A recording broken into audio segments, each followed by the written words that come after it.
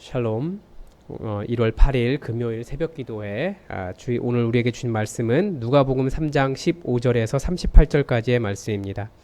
누가복음 3장 15절에서 38절까지의 말씀입니다. 제가 하나님의 말씀을 받들어 읽겠습니다.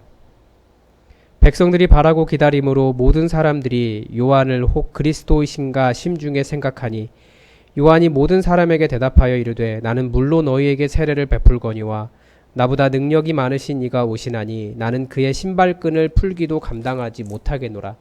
그는 성령과 불로 너희에게 세례를 베푸실 것이요 손에 키를 들고 자기의 타작마당을 정하게 하사 알곡은 모아 곳간에 드리고 쭉정이는 꺼지지 않는 불에 태우시리라. 또 그 밖에 여러 가지로 권하여 백성에게 좋은 소식을 전하였으나 분봉왕 헤롯은 그의 동생의 아내 헤로디아의 일과 또 자기가 행한 모든 악한 일로 말미암아 요한에게 책망을 받고 그 위에 한 가지 악을 더하여 요한을 옥에 가두니라. 백성이 다 세례를 받을새 예수도 세례를 받으시고 기도하실 때에 하늘이 열리며 성령이 비둘기 같은 형체로 그의 위에 강림하시더니 하늘로부터 소리가 나기를 너는 내 사랑하는 아들이라 내가 너를 기뻐하노라 하시니라. 예수께서 가르치심을 시작하실 때에 30세쯤 되시니라. 사람들이 아는 대로는 요셉의 아들이니 요셉의 위는 헬리요 그 위는 마따니요 그 위는 레위요 그 위는 멜기요 그 위는 얀나요 그 위는 요셉이요 그 위는 마따디아요 그 위는 아모스요 그 위는 나훔이요 그 위는 에슬리요 그 위는 낫게요 그 위는 마아시요 그 위는 마따디아요 그 위는 서머인이요 그 위는 요색이요 그 위는 요다요 그 위는 요하나니요 그 위는 레사요 그 위는 스룹바벨이요 그 위는 스알리엘이요 그 위는 레리요 그 위는 멜기요 그 위는 아띠요 그 위는 고삼이요 그 위는 엘마담이요 그 위는 에르요 그 위는 예수요 그 위는 엘리에서요 그 위는 요림이요 그 위는 마따시요 그 위는 레위요 그 위는 시므온이요 그 위는 유다요 그 위는 요셉이요 그 위는 요남이요 그 위는 엘리야김이요 그 위는 멜레아요 그 위는 맨나요 그 위는 마따다요 그 위는 나단이요 그 위는 다윗이요 그 위는 이세요 그 위는 오벳이요 그 위는 보아스요 그 위는 살몬이요 그 위는 나손이요 그 위는 아비나답이요 그 위는 아니요 그 위는 헤스론이요 그 위는 베레스요 그 위는 유다요 그 위는 야곱이요 그 위는 이삭이요 그 위는 아브라함이요 그 위는 데라요 그 위는 나홀이요 그 위는 스룩이요 그 위는 르우요 그 위는 벨렉이요 그 위는 헤버요 그 위는 살라요 그 위는 가이난이요 그 위는 아박사시요 그 위는 셈이요 그 위는 노아요 그 위는 레멕이요 그 위는 무드셀라요 그 위는 에녹이요 그 위는 야렛이요 그 위는 마알랄렐이요 그 위는 가이난이요 그 위는 에노스요 그 위는 셋이요 그 위는 아담이요 그 위는 하나님이시니라. 아멘. 오늘은 세례 요한에게 세례 받으신 예수님에 대한 부분과 또 논란이 되는 예수님의 족보에 대한 부분입니다. 그래서 본문을 단락을 나누면 보면 크게 한 세 부분으로 나뉩니다. 첫 번째는 15절에서 20절까지, 뭐 더 한 번 17절까지 나눌 수도 있어요. 그런데 저는 20절까지 나눴습니다. 또다시 이걸 봐야 되기 때문에 그냥 안 나눴는데 17절까지 한번 나누고 18절에서 20절 한번 나누고 21절에서 22절 다른 내용이고 23절에서 38절까지 예수님의 족보 이렇게 볼 수 있습니다. 먼저 첫 번째 15절부터 17절까지 여기서는 무슨 이야기를 하고 있냐면 그리스도가 어떤 분이신가, 그리스도가 어떤 분이셔야 하는가에 대한 세례 요한의 증언입니다. 우리 궁금하잖아요. 과연 세례 요한이 예수님에 대해서 뭐라고 이야기했는가? 바로 이 부분입니다. 그래서 주요 인물은 누구냐면 당연히 세례 요한이고요. 무엇을 했냐면 그리스도가 이런 분이다라고 증언했어요. 그래서 그리스도에 대해서 뭐라고 증언했습니까? 첫 번째가 나보다 능력이 많으신 분이다라고 하는 증언을 했고, 그리고 두 번째는 그는 성령과 불로 세례를 베푸실 분이다라는 것과 세 번째는 자기의 타작마당을 정하게 하실 것이다. 그게 뭐냐면 알곡은 모아 곳간에 드리고 쭉정이는 꺼지지 않는 불에 태우실 것이다. 이게 예수님의 세례 요한이 증언한 예수님의 3대 역할입니다. 그리고 이제 18절과 20절에서는 18절에서 20절까지는 세례 요한이 정의로운 말, 정직한 소리를 했기 때문에 분봉왕 헤롯이 옥에 가두었다까지 이야기가 나옵니다. 그리고 21절부터 22절까지는 여기에는 삼위 하나님, 그러니까 예수님의 세례 받으신 장면인데 삼위 하나님이 모두 나타나십니다. 그래서 언제냐 보면 예수님이 세례 요한의 세례를 받으실 때, 그리고 누가 나오냐면 예수님, 성령님, 성부 하나님이 다 나옵니다. 무엇을 하셨냐면 예수님이 세례 받고 기도하고 계셨어요. 그랬더니 비둘기 같은 형체로 그 위에 성령님께서 강림하셨고요. 그리고 하나님께서 말씀하셨습니다. 너는 내 사랑하는 아들이라, 내가 너를 기뻐하노라 라고 말씀하셨습니다. 그리고 23절부터 38절까지는 예수님의 족보가 나옵니다. 본문에서 뭐라고 이야기하냐면 23절에서 예수님께서 가르치시기를 시작하실 때가 30세쯤 되었다라고 이야기합니다. 그 정도부터 이제 시작이 된 거죠. 그래서 강조점은 무엇일까? 전체적인 강조점은 제가 보기엔 성령님이십니다. 왜냐하면 예수님이 성령으로 세례를 베푸실 분이다라고 하는 것과 21절에 이제 세례 요한은 역사의 무대에서, 사역의 무대에서 사라져요. 옥에 갇히면서, 물론 이제 사형까지 당하게 되죠. 사라지고 예수님이 등장하는데 그 예수님의 등장의 첫 번째 시기가 바로 기도하실 때 하늘에서 비둘기같이 성령님께서 임하시는 그 장면에서부터 시작하기 때문입니다. 그래서 저의 전체적인 이제 연구와 묵상은 뭐냐면, 첫 번째는 이 헤롯이 누군가, 어제 헤롯 말씀드렸는데 헤롯이 누군가는 정확히 말씀을 안 드렸어요. 이 헤롯이 누구냐면 갈릴리 분봉왕 헤롯입니다. 헤롯 안티파스라고 합니다. 동생 헤롯 빌립의 아내를 탐하였고요. 그래서 이 헤로디아가 빌립 죽고 난 다음에 헤롯 안티파스에게 시집을 갑니다. 알 수 없는 일이에요.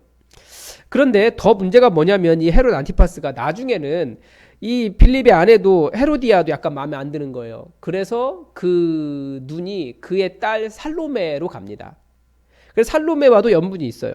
그러니까 이 헤롯 안티파스는 제가 보기에는 그냥 정욕에 불타서 자신의 권력을 그런 데 사용한 놈입니다. 헤롯 안티파스고요. 또 하나는 질문은 마태복음과의 족보의 차이예요. 이게 계속해서 나오는 건데요. 요셉의 아버지에서 한번 차이가 나죠. 저는 그래서 맨 처음에 요셉의 아버지가 그 마태복음에서는 야곱으로 되어 있는데 여기는 헨리로 되어 있어요. 헨리라고 하는 말은 헬라식 발음이기 때문에 혹시 잘못 쓴 것이 아닐까, 이게 헬라어로 쓰였기 때문에 잘못 썼거나 아니면 뭐라고 할까요, 그 헬라식 이름이 아닐까라는 생각을 했는데 뭐 그건 정확하지 않은 것 같습니다. 근데 아무튼 아버지 때부터, 요셉의 아버지 대에서부터 바로 틀리고 스룹바벨부터 다시 맞다가 또 중간에 다 틀려져요. 그러니까 기존에 있었던 우리가 아는 성경에 나오는 왕들의 이름이 아니에요. 뭐 그런 차이들이 좀 여러 가지 많은 차이들이 있습니다. 그래서 인터넷에서는 보통 이게 마리아의 가문, 마리아도 다윗 출신이기 때문에, 다윗 가문 출신이기 때문에 마리아의 가문을 따라간 것이 아니냐라고 말을 하는데, 그래도 가장 뭐라고 할까요, 정통성이 있다라고 얘기할까요, AD 150년경에 교부가 쓴 글이 있어요.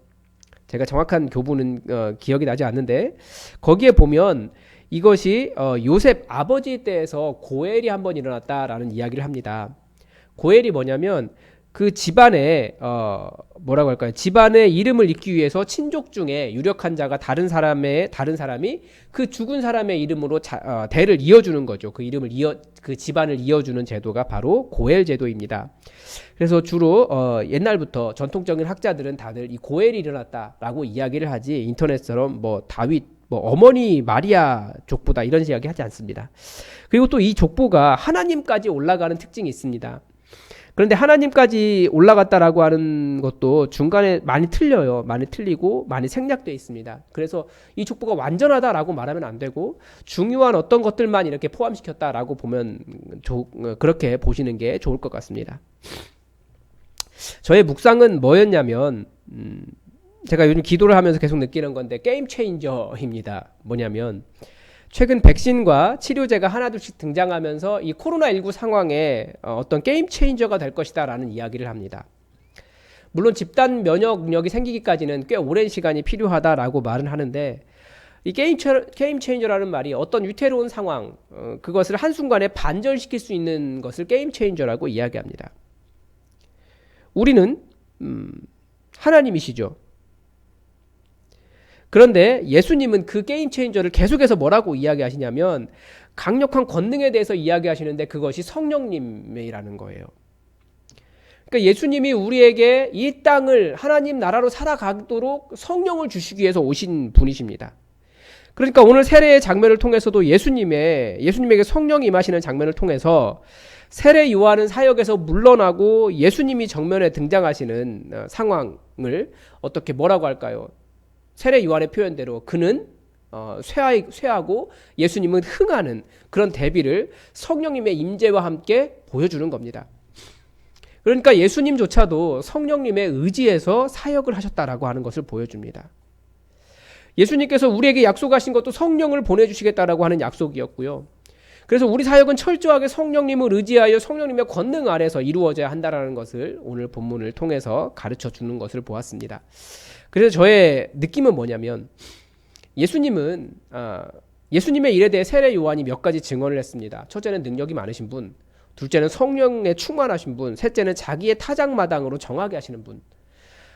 우리는 예수님의 능력과 성령님에 대한 이야기를 하지만 예수님께서 알곡과 쭉정이를 구분하셔서 심판하시는 분이라는 것을 잘 기억하지 못합니다. 심판자라는 것도 기억해야겠죠. 어떤 사람이 알곡과 쭉정이겠습니까? 당연히 예수님을 믿는 사람이 알곡입니다. 그러나 성경은 어떻게 믿는가에 대한 이야기도 합니다. 즉 믿는 자라면 믿는 자의 열매가 맺어져야 된다는 거죠. 우리는 예수님을 통해 구원의 도를 배웠습니다. 그리고 예수님을 통해 하나님의 말씀을 배웠습니다. 그래서 더욱 예수님의 십자가의 삶을 살면서 말씀을 이루는 삶이 되어야겠다라는 생각을 전체적인 느낌을 적었습니다. 그래서 저의 적용은 무엇이냐? 그리고 여러분에게도 적용도 마찬가지입니다. 우리가 성령에 충만하도록 더욱 기도해야 됩니다. 지금 기도 주간을 선포하고 이 춘천 지역의 그 추위의 위력을 제가 경험하고 있어요. 정말 여기가 북극보다도 춥다는 게 확실합니다. 그래 새벽과 저녁에 그런데 그 너무 추워서 새벽을 좀 약간 미뤘는데 이게 아니다라는 생각이 들었습니다. 좀 어떻게 방안 대책을 좀 다시 세우고 새벽과 저녁에 기도하지 않으면 낮에는 사실 여러 가지 활동이나 저 준비하는 것이나 기도할 시간에 여유가 없기 때문에 체력과 건강에 어려움이 있지만 다시 기도의 자리 그 새벽 자리를 찾아야겠다라는 생각이 들었습니다. 그리고 기도인데요. 우리 교회에게 성령을 부어달라고 기도를 했습니다. 우리 교회가 진짜 교회 하겠다고 하는데 기존의 교회와 차이가 무엇이겠습니까? 성령의 권능에 의지하여서 성령님께서 이끄시는 교회가 되어야 우리가 진짜 교회가 되지 않겠는가라고 하는 것 때문에 하나님 우리 교회에 성령을 충만하게 부어주시고 모든 성도들이 진정한 그리스도인으로서 성령 충만해서 초대교회처럼 그렇게 사역할 수 있게 해달라고 기도했습니다. 그리고 또 하나는 예수님의 겸손을 배우자입니다. 예수님은 하나님이시면서도 성령님이 임하실 때까지 기다리셨습니다. 그리고 성령님을 의지하여 사역을 하셨습니다. 그래서 또 성부 하나님을 깊이 사랑하셨습니다. 우리는 하나님도 아니면서 굉장히 교만해요. 내 능력 의지하려고 하는 것이 있는데 예수님께서 성령님과 성부 하나님과 동역의 본을 우리가 잘 따라가지 못한다라는 생각을 하면서 내 의지와 내 생각이 옳다고 생각하는 것보다 더욱 하나님 사랑하며 또 우리 교회 성도들을 사랑하며 우리 성도들과 하나를 이루는 것이 우리가 교회로 부르심 받은 이유이다라는 생각을 했습니다. 그래서 운영위원들과도 마찬가지고 모든 성도들과도 함께 내가 앞서 나가기보다 우리 함께 가는 것이 더 중요하겠다라고 하는 것을 더불어 함께 사역하자라고 하는 적용을 했습니다. 그래서 좀 천천히 갈 수 있을 것 같아요. 빨리 안 가도 돼요. 우리는 여기서 온전한 교회를 이루어 하나님의 뜻에 합당한 교회를 만들어가는 것이 더 중요한 거기 때문에 더 빨리 성장하고 더 몇 명이 되고 뭐 어떤 걸 확장하고 이런 것이 우리의 목표가 아니라는 것을 다시 한번 배웠습니다. 그러면 하나님께서 또 우리가 마땅히 진정한 교회가 된다면 우리를 부흥케 하실 줄 믿습니다. 여러분 또 여러분의 적용을 한번 여러분 해보시기 바랍니다.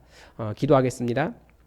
하나님 오늘 세례 요한의 마지막 장면과 또 예수님의 등장과 예수님의 족보에 대해서 보았습니다.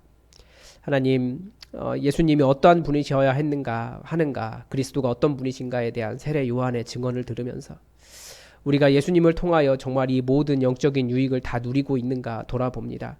하나님 우리를 주의 영으로 충만케 하여 주옵소서. 우리가 주님께서 원하시는 열매를 맺어 주님의 창고 안에 들어갈 수 있는 알곡이 될 수 있도록 우리의 모든 생각과 삶과 모든 것을 변화시켜 주시옵소서. 말로만 믿는 자라고 하는 자부심에 넘쳐나는 것이 아니라 우리 삶도 하나님을 예배하며 하나님께서 원하시는 구체적인 변화들이, 그 정의의 역사들이 우리 삶에 있게 하여 주시고, 우리 교회의 모든 성도들에게 주의 성령을 충만하게 부으사 우리가 정말 그리스도인으로서 부족하지 않도록, 주님께서 정말 원하셨던 그 성령의 충만한 자들 될 수 있도록 우리와 함께 하옵소서. 주님의 은혜를 기대하며 또 감사드리며 우리에게 부어주실 은혜를 사모하며 예수 그리스도의 이름으로 기도드립니다. 아멘. 여러분,